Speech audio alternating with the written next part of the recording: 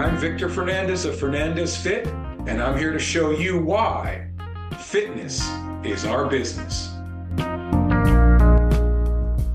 Hello and welcome once again to the Healthy Lives, Healthy Business podcast, the show that helps busy professionals not just survive, but thrive in their demanding personal and professional lives by taking control of their health and fitness. I'm your host, Victor Fernandez. Thanks for joining me as you do each and every week. I truly appreciate it. Now, if this is your first time listening to the show, welcome, number one. But whether you're new or you've been following for a while, make sure to subscribe to the show and share it far and wide, because many more people need to learn that fitness is our business. Also, you picked a great time to check in, because on today's show, we're discussing mental, emotional, and physical health and well-being, and how my special guest specifically provides all of that and more, especially peace of mind, to our customers. My next guest has owned Brunswick Organizing Solutions since 2018, and over the past 7 years, she and her great team has restored order to people's homes with compassionate, non-judgmental solutions, thanks in large part to her vast background in elementary education and special education in her native Maryland. At Brunswick Organizing Solutions, the team deals with arguably the most difficult challenge people face in life, change, especially as we get older. But enough from me. Karen has a great story to share, and you need to hear it from her. So please welcome to the show, Karen Wrenn. Karen, thanks for joining me today.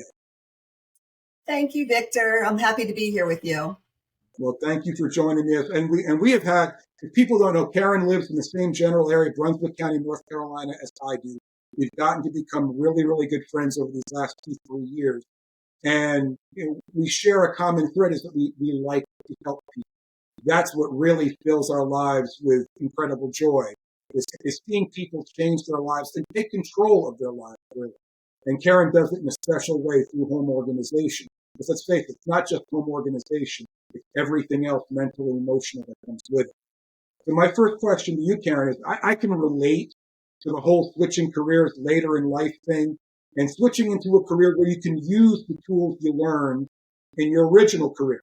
Can you share with the audience the transition from your educational background, your teaching background, to now as a professional organizer, and how you utilized your teaching background to both build a successful business and make such an incredible impact on the community? Yes, that's correct, Victor. When I retired from teaching, I had taught 35 years. I learned a lot. I could write a book about all my wonderful experiences as a teacher. But I knew it was time to let go of that, even though I was only 57. But you didn't hear that, folks. You didn't hear that. I just love helping people. From when I was 10 years old, I used to open up mail, from a blind lady that lived down the street from me. People need help. And if we have the God-given ability to help others, we all should do that.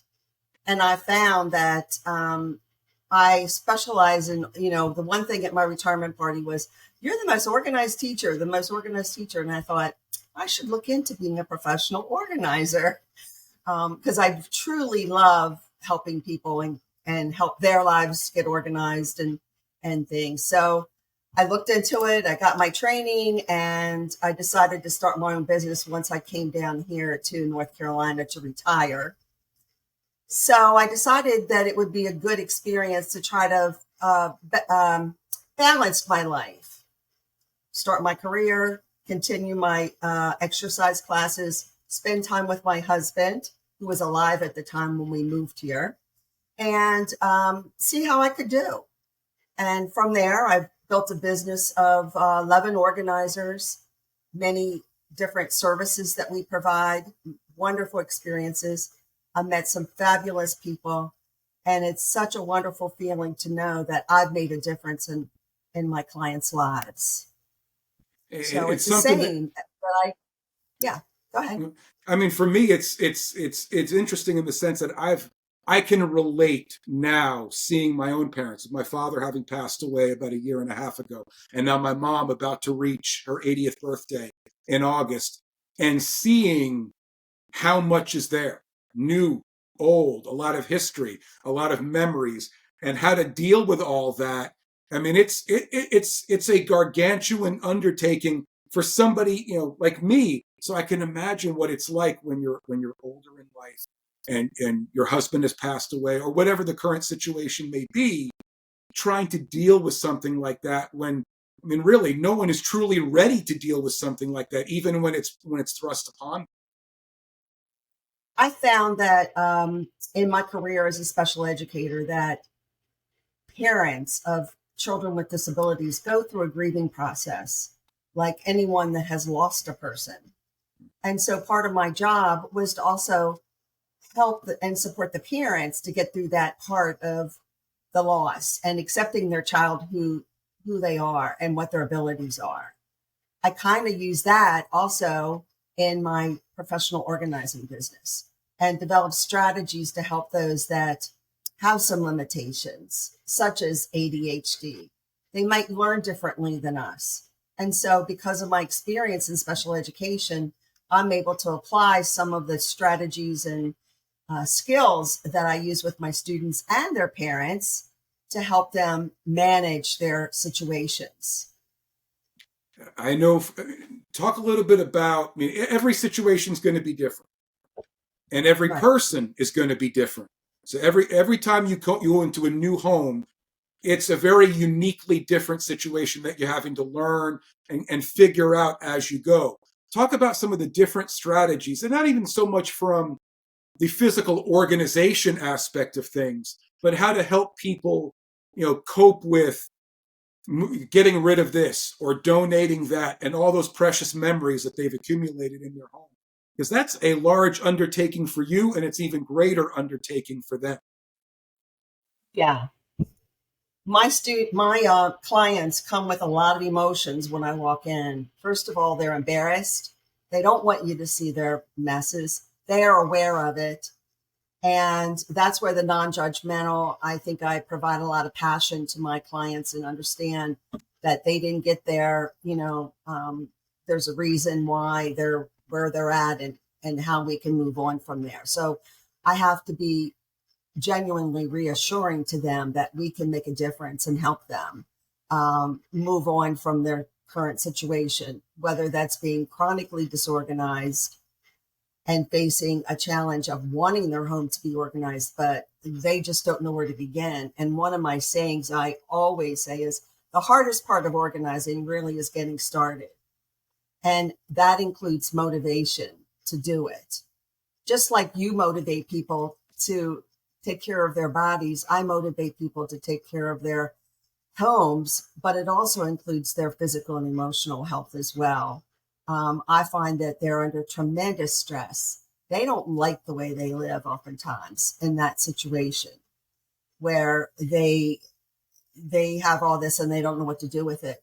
But once I get started and show them, they're really motivated to work along with me to make a difference, to make their home more manageable, functional, easier to get around because, as we get older, it becomes a physical distraction and obstacle when they have to walk around clutter, whether it's on the floor or whatever. So we have to talk about safety a lot. Many of these people that I work with have physical disabilities. So we have to manage that as well. They get tired. They have a health crisis. And they're dealing possibly with grief from losing a spouse. So all these types of emotions and situations flood into the whole idea of letting go and what to do about it. So when I help a client declutter, the first thing we do is sort. And if they can't make a quick decision, it goes in the question mark pile. I make it very easy for them because the last thing they need is for me to stress them out even more. Like, well, make a decision. It requires a lot of patience. Now, some of my clients have dementia and may repeat themselves 3 and 4 times saying the same thing. So I say the same thing several times as they do, and that requires patience. But we get it done, and we get it done in a timely fashion because they want to see immediate results. So that's why my limitation or my minimal amount of time I work with a client is 3 hours, but it's better to do 4 hours a day. After 4, they're like, I'm done. What time are you leaving? Let's go. Let's move on. But I also, when you say get rid of things, I have to be very creative about what to do with their things. People, our children don't collect, they're minimalist. They don't want our stuff. They're like, I don't want crystal. They like eating on paper plates and sitting in the backyard. Yeah. So they don't want to deal with crystal and china and collectibles. It means nothing to them. So guess what happens? It means nothing to people. There's nobody to buy it because who's going to buy it? We're not buying it. So that becomes a challenge. But we do have people that still collect things. You just have to find the right population that would love to buy some of those antiques, collectibles, valuables, and we try to do that. But the other thing that works for me is if I have a particular location that they could take things, that really makes a difference. For example, I have a client. I'm involved with a lot of different organizations. And one is called Cinderella's Closet at my church. We dress girls for proms from head to toe. We provide jewelry, shoes, makeup, dresses, everything. And this lady had some gorgeous gowns and she was like, I don't want to get rid of these, but what am I going to do with them? When I told her about Cinderella's Closet and how these girls would love these dresses, she handed me all 5 of her gowns because she knew where they were going. Sometimes it's easier to let go of things if you can provide them a situation where it's going to be purposeful, used, and people are ultimately innately giving people. They want to help other people. But sometimes we have to provide them the situation to allow them to help. And that really is one of my strategies that I use. I know one of the things I share with people quite often is being a health and fitness coach is just a small part of what I do. I'm also a cheerleader. I can be a drill sergeant if I need to be at times. And there's times when I do. I'm a bartender where I'm there to listen to, if they need to vent, they vent. If they need to talk things through, they talk things through. But I have to imagine even before you get into the physical labor of the job of actually organizing, that you have to kind of wear several different hats to help get Absolutely. them to point B where they can be prepared mentally and emotionally to handle such a physical undertaking. Yeah, and I'm kind of snickering because one of the things we run up against a lot is clients that say, "Oh, but Mary Jane gave it to me, and it's been in the family for 100 years," and they want to tell me a story about it. And it depends on the time. Sometimes I allow them to tell their story. Sometimes I'll say, well, let's set this aside and we'll think about it and we'll go on to another piece or situation. Because time is money. Let's face it. They're paying me an hourly fee. I try to be conscientious of that when I work with clients. But yeah, we definitely have to be cheerleaders, motivational coaches, give them a lot of positive feedback. You're doing a great job. They need that because it's not easy because they're also going through a major change. And then now they're having to go through this, get rid of everything or, in the downsizing. We know in today's day and age, and you see this on social media a lot, is a hack for this and a hack for that. A little tidbit of information that helps somebody do something, essentially easier or more efficiently. What are some of the top hacks? I'm one that I guess maybe in a previous life I was an organizer. If I don't do it professionally, but maybe I played one on TV at some point, or something, or stayed at a Holiday Inn, something like that. But I'm one, if I don't see it, use it, or have thought about it over the last year, it's filed under G for garbage. Now, on the flip side, there's my wife, and hopefully she's not listening to this when it goes out on the air. The second I throw something away that is either hers or both of ours, I don't know if some sort of radar, bell, something goes off, but she will need it that very next day. It's uncanny. She hasn't seen it in 10 years, but she needs it the very next day. So what are some of the hacks to talk to people who are either a little more organized like myself, and a little less organized like my wife, what are some of the hacks that could help us come together and keep a more efficiently run home? Cohesive home. Cohesive. Thank you. That's the word I was looking for. Yeah. Well, it's interesting because I run into that all the time. But, a lot of my clients are single, they've lost a spouse or they're older. So they can make decisions by themselves. But time and time again, when I do have a couple, it's only one of them there. So, but if it's like, it's weird because sometimes if it's the woman I'm working with and the guy's like kind of holds on to things, they'll say, he'll never miss it. He hasn't seen it in 10 years. So I don't make those decisions. They have to make that decision. I'm not going to throw something in the trash behind their back. That's up to them to do. But, sometimes I'll say, well, let's put this aside, check with your husband, or spouse or whatever, significant, your children. Mm-hmm. And let's see if they want them first. And if they want me to intervene, sometimes I have to become the counselor. the arbitrator. To talk to arbitrator. That's a good word. I'm an arbitrator. And I don't mind doing that because sometimes being objective, I'm not emotionally attached to their things. It's easier to become objective to the situation and say, look, do you really need this? Do you, we just talk through it like I'm sure you do. You just talk through it and say, do you really need this? Possibly put it aside, see if it really does get used. Mm-hmm. And then, you're proving a point that it really wasn't an item that really is needed. So, that's just basically it. You don't want to be sneaky and hide it or, it takes up room. So, you want to be upfront about it. I do have clients that are collectibles and, some people are paper hoarders and that drives the other spouse crazy. So that becomes a challenge because what I do is I then bring out the paper and say how long you need to keep paper, for that type of situation. Okay, your taxes for 7 years, you keep certain things forever. You only need 2 years of this, whatever. So I have a printed sheet if I'm doing an organization of paper, a paper organization job.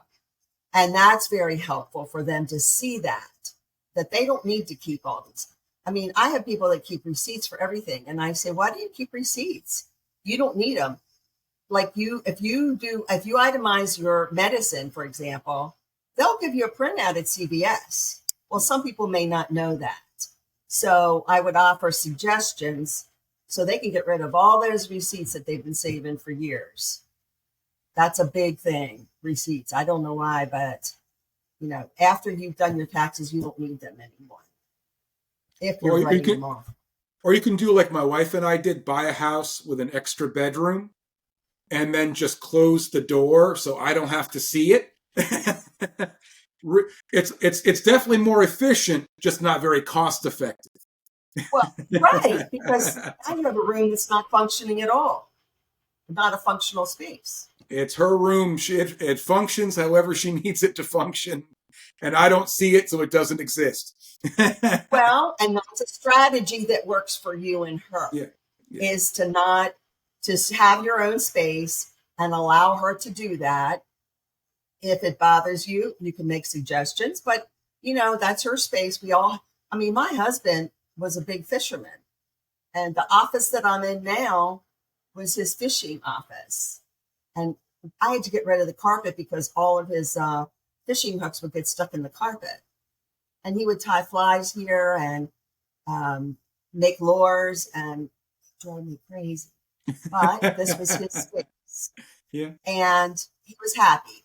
And, I'm glad he had a hobby because he had a lot of different illnesses. And when he felt well, he would work on those. And so I had to let go of it too.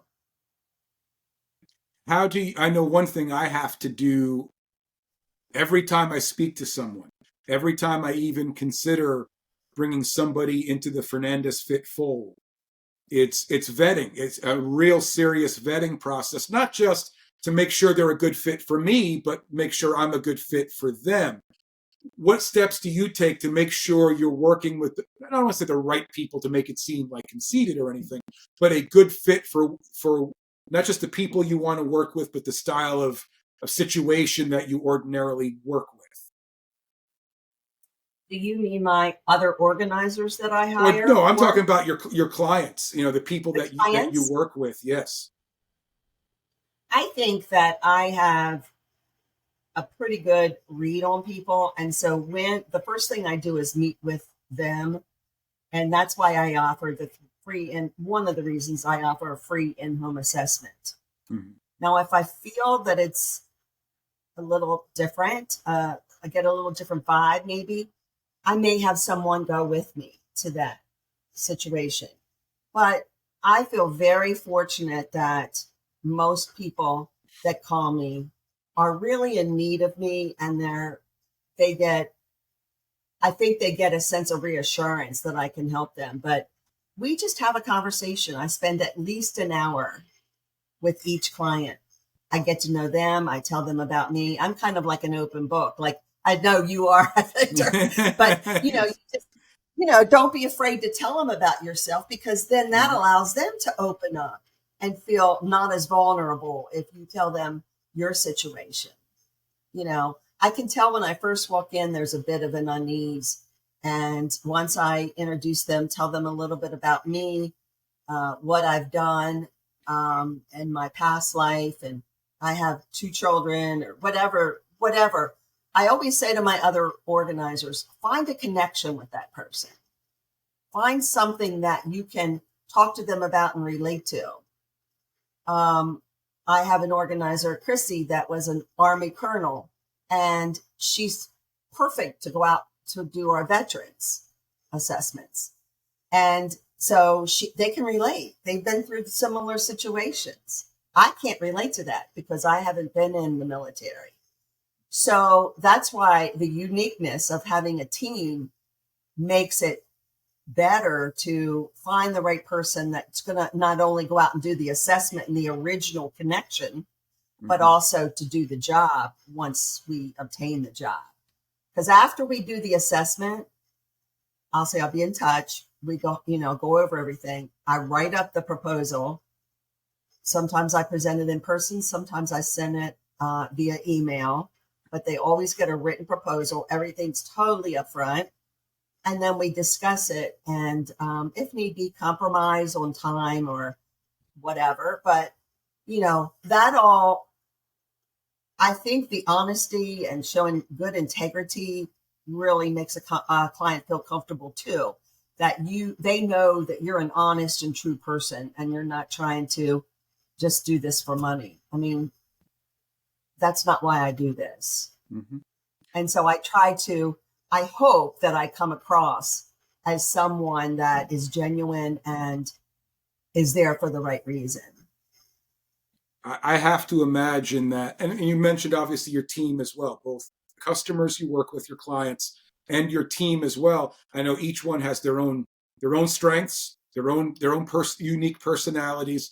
I have to imagine your background in education. You mentioned it, reading people and building those connections. I have to imagine your vast background in education, both elementary and special education, plays an integral role in being able to make those connections, to build the team. It's kind of putting the puzzle pieces in place and having it form a great picture. Yeah. I mean, and truly, I love all my organizers, but some aren't a good fit for certain clients. Mm-hmm. And I'm aware of that, and they're aware of that. We talk about it at our quarterly meetings. Nobody takes offense if someone else is chosen over another. Some, for example, a very, very hyperactive client that has ADHD, somebody that is very quiet and calm would be good fit for them. Mm-hmm. So, you don't need 2 hyperactive people in the same room. And just trying to rush through and really not making much progress in changing habits along with the home. That's part of it too. Like what you say as a fitness coach, it's habit changing, especially for people that are disorganized. Now, of course, when we do pack and unpack, that's kind of cut and dry in a sense. You know, they need somebody to pack them. They need somebody to unpack them. They need, that's different. But the one that requires more intuitiveness and compassion and all that really is the organizing and decluttering jobs. Oh, 100%. Talk a little bit about that, your background in education. How did that come about? And just what was that like to be? I mean, because that I say it when it comes to my wife, she works with special needs individuals, and it takes a certain personality, a certain level of compassion, of patience, of authenticity, all of it to be able to do that job. It's really more than a job. It has to be a passion. And to work with your customers, your clients, same thing. When you're dealing with people, you have to have, and especially young people at the educational level, talk about just going into that environment and developing that compassion and that passion, and then just that patience to be able to thrive in a very challenging environment. You mean with the clients or with my students? Well, really with both. I mean, one lends itself, the lessons learned in one are lessons applied to the other. Yeah. So just back to when I was a special educator, I mentioned it briefly before.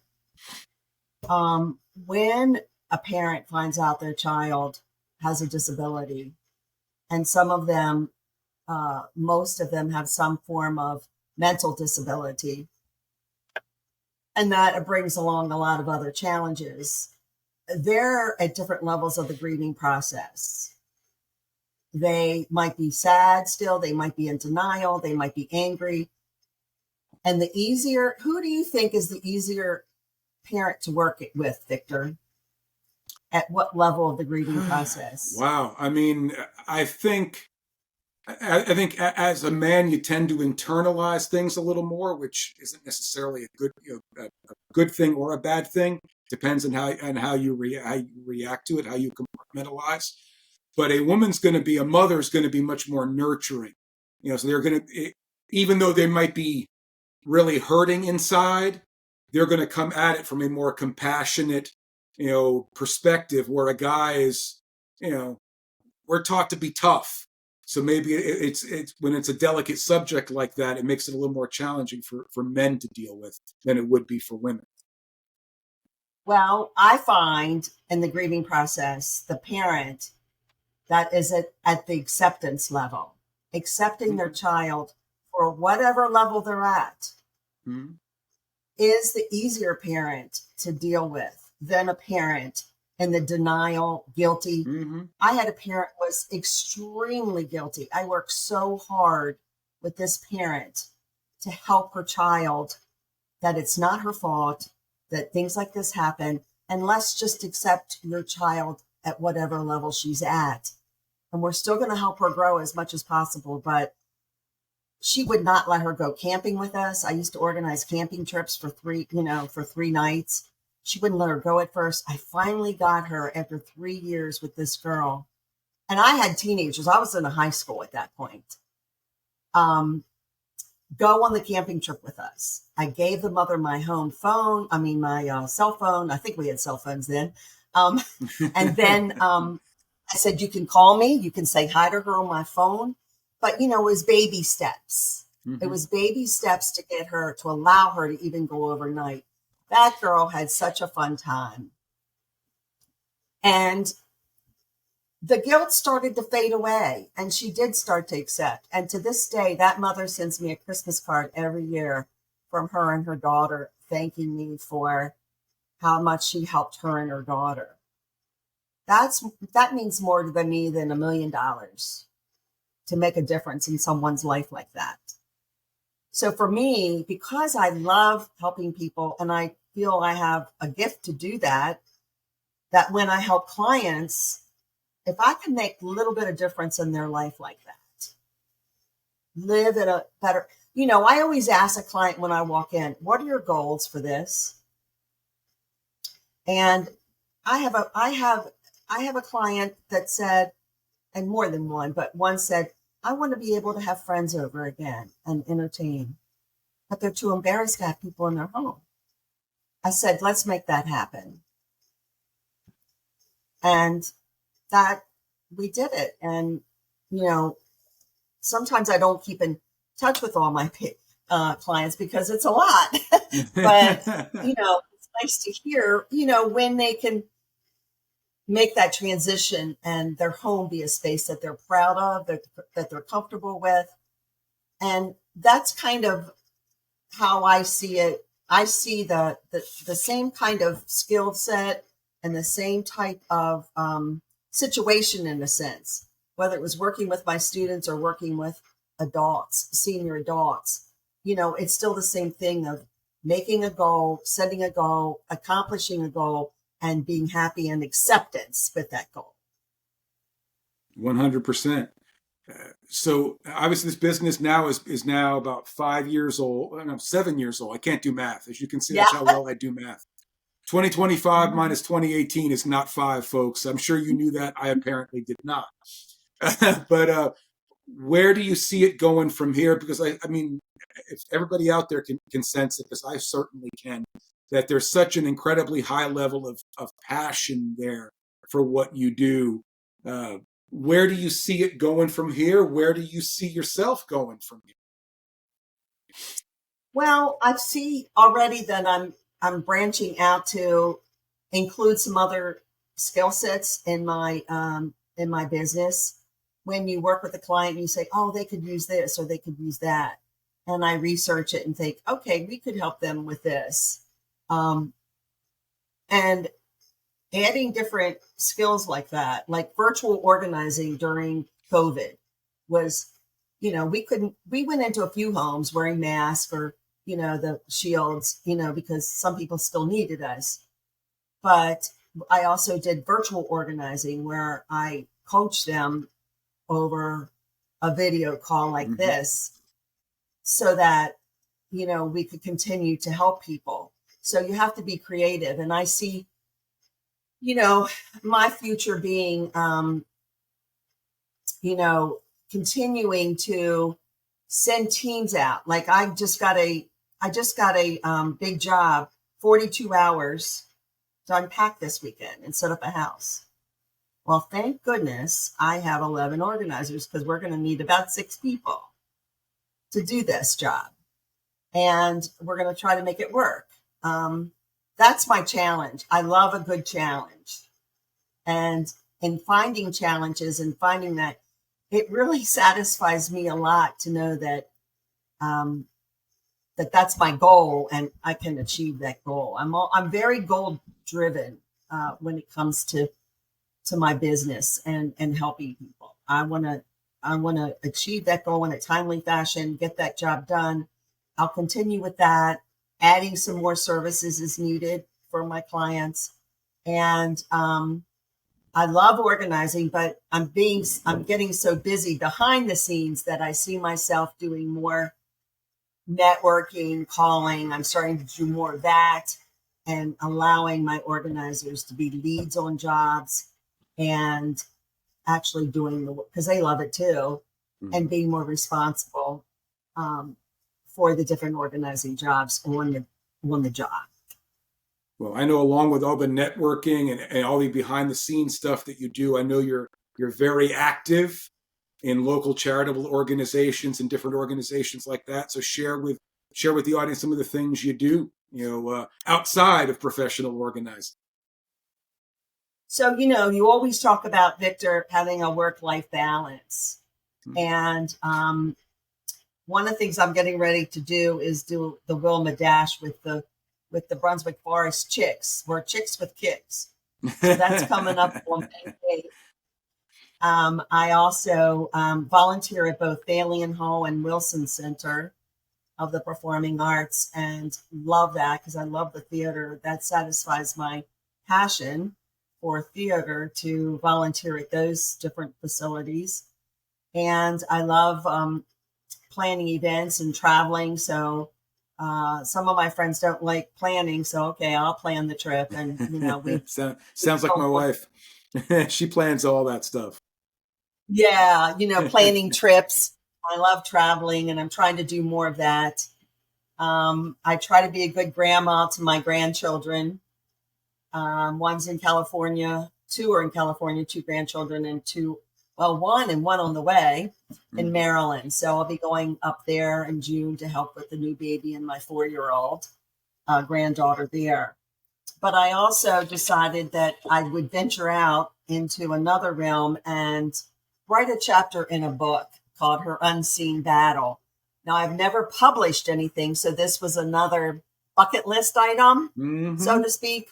I'm a member of a women entrepreneur group, and this is called Her Unseen Battle.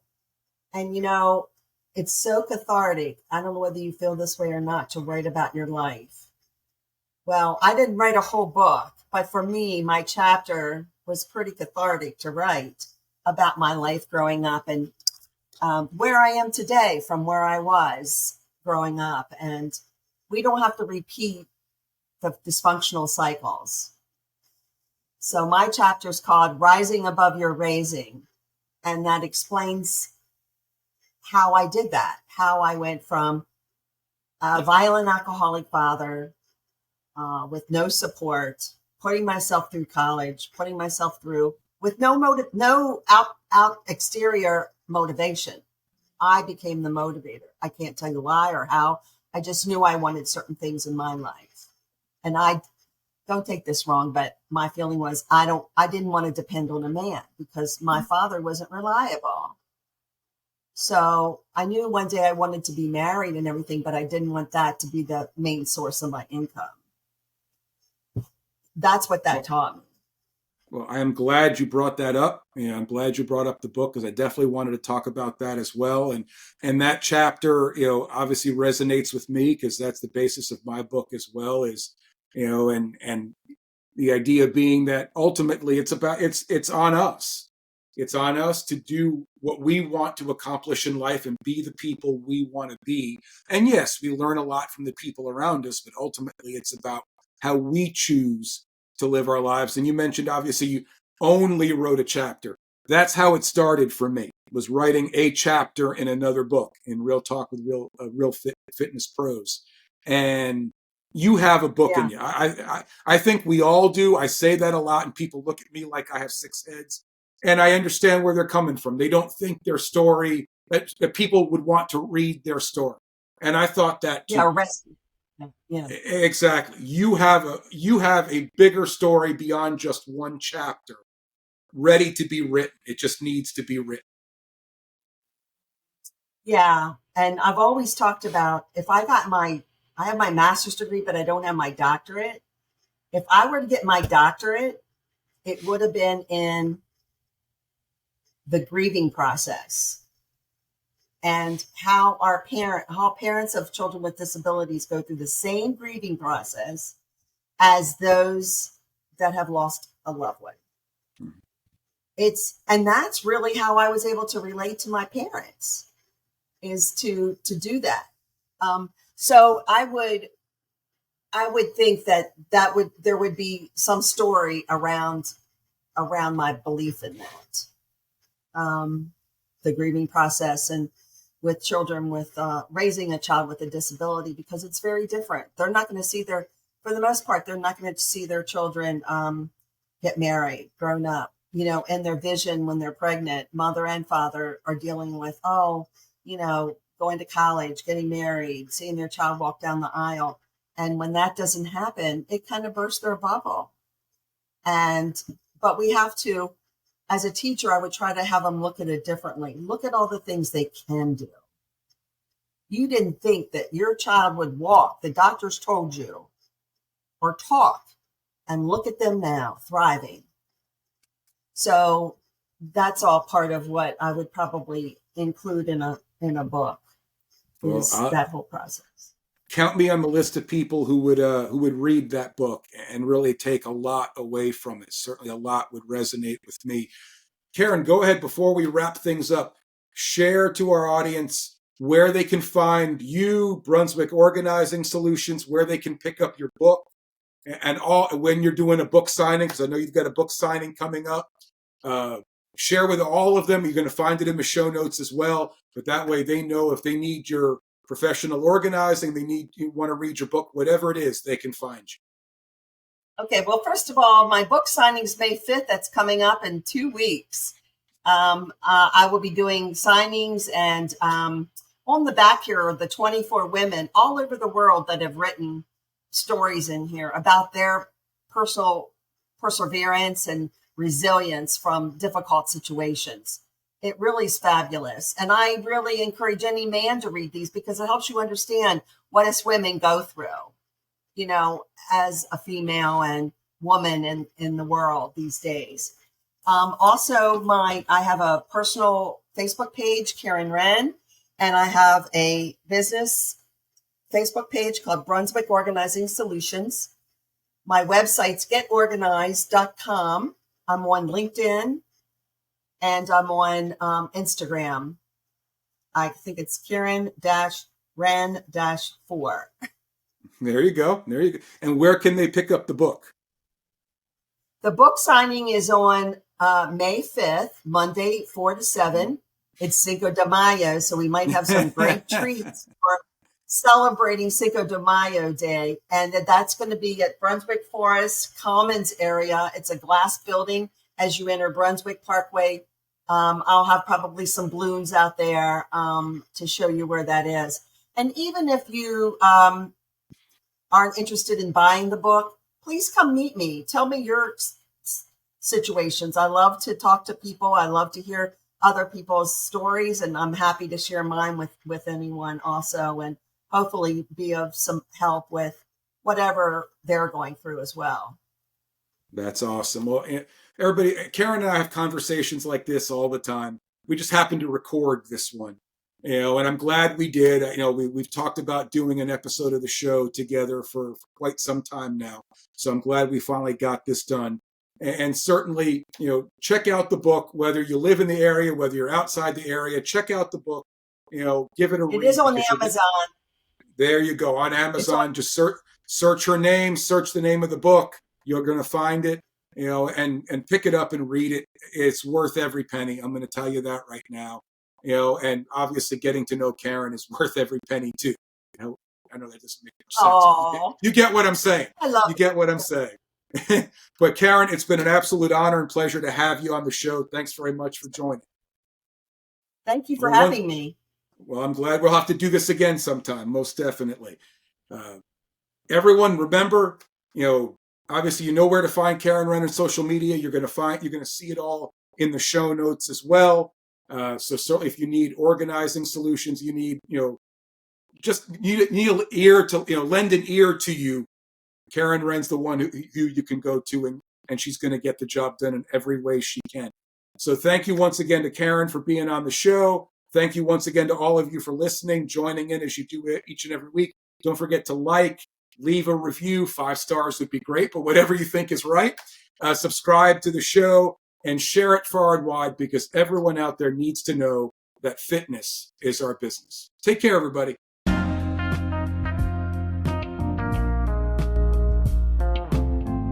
Thanks so much for listening. I hope what we've shared on this show truly resonates with you. If you want to learn more about the health and fitness services I provide, head to my website, fernandezfit.com. If you're ready to connect with me about health and fitness coaching, send an email to info@fernandezfit.com or a text to 814-504-7774. And of course, you can find me all across social media, Victor Fernandez 123 on Facebook, Fernandez Fit on Facebook, Instagram, and LinkedIn, as well as the Healthy Lives, Healthy Business channel on YouTube. Thanks again for tuning in, and until next time, always remember, fitness is our business.